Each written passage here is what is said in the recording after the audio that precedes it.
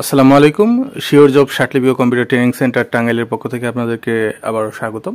আজকে আমি হাজির হয়েছি চাকরির 10 থেকে 20তম গ্রেড জব ম্যাথ পর্ব 4 নিয়ে। আজকে প্রশ্ন নাম্বার 5 নিয়ে আলোচনা করব। খুবই ইম্পর্টেন্ট একটি ম্যাথ এবং বিভিন্ন অধিদপ্তর পরিদপ্তর সচিবালয় এবং বিভিন্ন স্বায়ত্তশাসিত প্রতিষ্ঠানে এই একটি ম্যাথ অনেকবারই আসতে দেখা গেছে। এই ম্যাথটি ক্লাস 6-এর গণিত বোর্ড বই থেকে নেওয়া হয়েছে। আচ্ছা, আমরা প্রশ্নটি পড়ি। প্রশ্নটি হচ্ছে যে একটি কাজ ক এবং খ একত্রে করতে পারে 16 দিনে, ওই একই কাজ খ এবং গ একত্রে করতে পারে 12 দিনে, এবং ওই একই কাজ ক এবং গ একত্রে 20 দিনে করতে পারে। তাহলে ক, খ এবং গ একত্রে কাজটি কত দিনে শেষ করতে পারে? তার মানে এখানে আমরা দেখলাম যে দুইজন করে কাজ করে। ক, খ এই দুইজন কাজ করে 16 দিনে, খ, গ এই দুইজন একত্রে কাজ করে 12 দিনে, এবং ক এবং গ একত্রে কাজ করে 20 দিনে। কিন্তু তারা তিনজন যদি একসাথে কাজ করে তাহলে কত দিনে কাজটি শেষ হবে? এই হচ্ছে বিষয়। তো আমরা প্রথমে তাহলে কি করব, এই প্রত্যেকের একদিনে কত অংশ কাজ করে সেটা আগে বের করে দেখব যে কত হয়। এই পূর্বের যে ম্যাথটা পর্ব 3-এ যে আমরা আলোচনা করেছি সেই ম্যাথের মতোই অনেকটা। ঠিক আছে, চলুন আমরা শুরু করে দিই।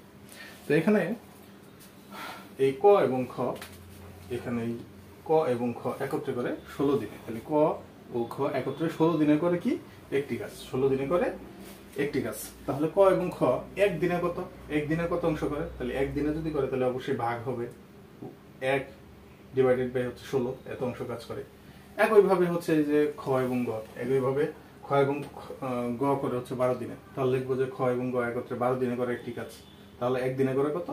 একদিনে করে 1 ডিভাইডেড 12, ঠিক আছে, এত অংশ কাজ। একইভাবে এই যে ক এবং গ করে হচ্ছে 20 দিনে ওই কাজটা, তাহলে সেটা আমরা লিখবো যে ক এবং গ 20 দিনে করে একটি কাজ, তাহলে একদিনে করে হচ্ছে 1 ডিভাইডেড 20, এত অংশ কাজ। হ্যাঁ, একদিনে করে যেহেতু সেজন্য ভাগ হবে, এখানেও ভাগ হয়েছে, এখানেও ভাগ হয়েছে। আচ্ছা, তাহলে এই যে ক, খ একত্রে একদিনে করে এত অংশ কাজ, খ, গ একত্রে একদিনে করে এত অংশ কাজ, এবং ক এবং গ একত্রে একদিনে করে এত অংশ কাজ।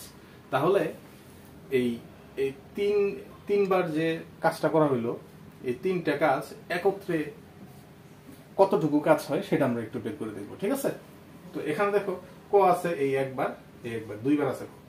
খ আছে এই একবার, এই একবার, দুইবার আছে। গ আছে এই একবার, এই একবার। তার মানে হচ্ছে ক আছে দুইবার, খ আছে দুইবার, গ আছে দুইবার। তাহলে আমরা এইভাবে লিখতে পারি যে 2 ইন্টু কমন নিয়া, ক আছে দুইবার, খ আছে দুইবার, গ সেও আছে দুইবার। তাহলে কমন নিয়ে লিখতে পারি যে 2 ইন্টু ক যোগ খ যোগ গ একত্রে এই একদিনে করে কত অংশ কাজ? 1/16, 1/12 এবং 1/20, এত অংশ কাজ। ঠিক আছে, আচ্ছা, তাহলে তিনটা যোগ করে দেখি যে আসলে কত অংশ কাজ হয়। এখানে 16, 12, 20-এর লসাগু হচ্ছে 240। লসাগু আমি পূর্বের একটি পর্বে, এই পূর্বের পর্বেই আমি লসাগু কিভাবে করে সেটা বুঝিয়ে দিচ্ছি, এবং আমার মনে হয় যে আপনারা লসাগুটা বুঝেন।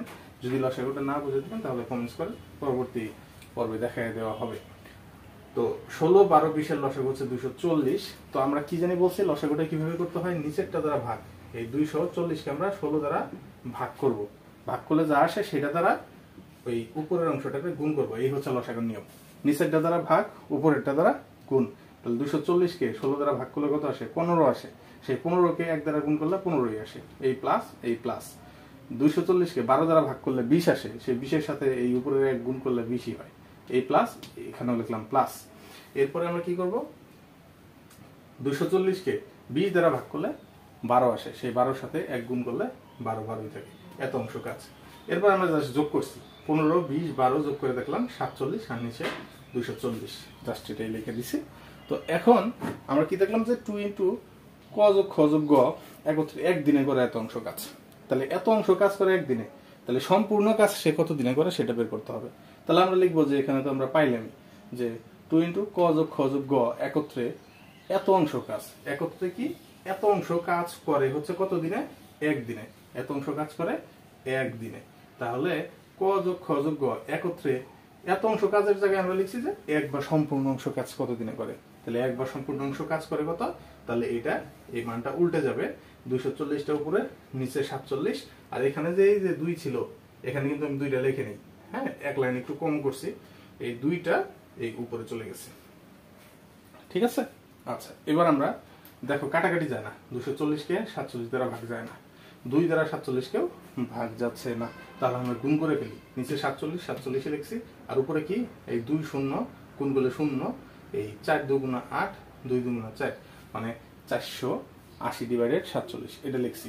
তো এরকম মান আসলে যে সমস্ত করতে হয় এটা তোমরা জানি, তাই না? কিভাবে করে? তাহলে এই যে আমরা 47-কে ভাগ করবো হচ্ছে এই 480 দ্বারা, তাহলে কি হয় এখানে আমাদের বলো? 47-কে 47 আমরা লিখতে পারি, এই 7 আছে কত হলে 8 হবে, 1 হইলে কেটে আনলাম, এই তোমার হচ্ছে 0। এখন এই 47-এর সাথে কত গুণ করলে 10ই হবে, ঠিক আছে?